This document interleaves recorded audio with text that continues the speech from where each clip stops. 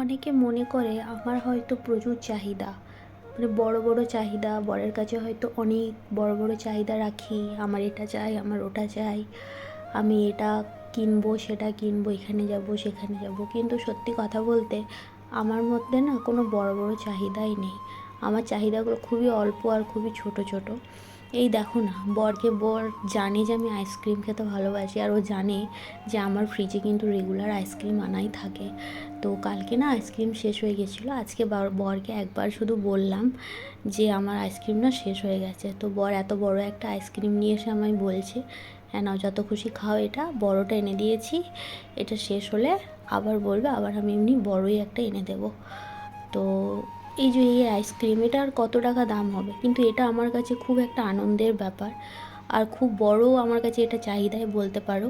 কারণ এই যে এনে দিয়েছে এত বড় একটা আইসক্রিম, এটা পেয়ে কিন্তু আমি যথেষ্ট খুশি। আর আমার কী চাই, তাই না?